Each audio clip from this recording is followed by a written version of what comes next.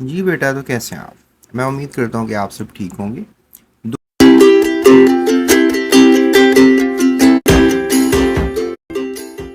2024 में define law of mass action का सवाल किया गया। So welcome to GS academy YouTube channel. ये लॉ बेसिकली गुलबर्ग और वेग नामी साइंसदान ने 1869 यानी 1869 में जो है वो पुट फॉरवर्ड किया, यानी दिया। लॉ क्या था?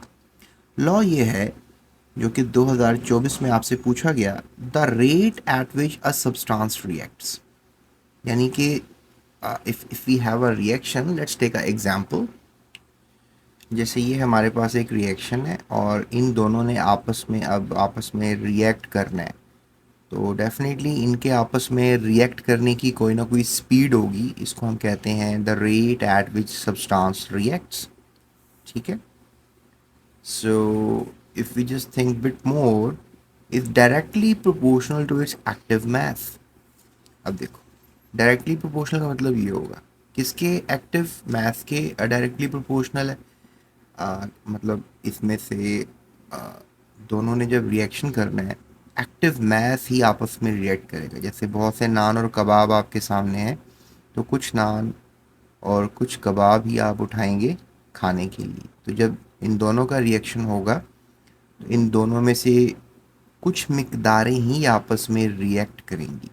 सो दैट मिकदारें जो आपस में रिएक्ट कर रही हैं, that is active mass.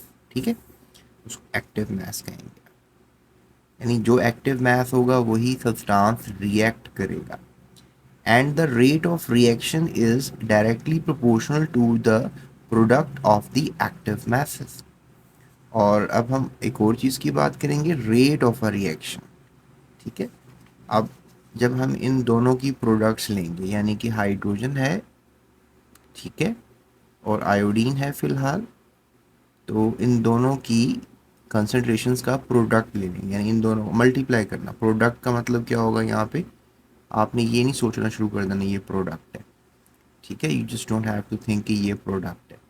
Product का मतलब ये होगा कि इन दोनों में जो एक्टिव मैसेज हैं वो जब आपस में रिएक्ट कर रहे हैं, दे आर कंबाइनिंग, तो उन दोनों के कंबाइन करने को मल्टीप्लाई कहते हैं। That is also called product. तो प्रोडक्ट का मतलब मल्टीप्लाई भी होता है प्यारे बच्चों। तो रेट ऑफ रिएक्शन कैसे निकलेगा? जब आप प्रोडक्ट ऑफ एक्टिव मास लेंगे ऑफ द रिएक्टिंग सब्सटेंसेस, और ये हैं रिएक्टिंग सब्सटेंसेस, और नेसेसरी नहीं है कि यही रिएक्टिंग सब्सटेंसेस हों, प्रोडक्ट्स भी रिएक्टिंग सब्सटेंसेस हो सकते हैं। तो दैट इज़ द लॉ जो मैंने आपको समझा दिया, जो कि 2024 में सवाल लिया गया कि define law of math action, जिसमें क्या है, the rate at which a substance reacts is directly proportional to its active mass, and the rate of a reaction is directly proportional to the product of the active masses of the reacting substances. I hope you get the answer. So मिलते हैं next question के साथ next video में। Subscribe. Thank you for watching. GS Academy.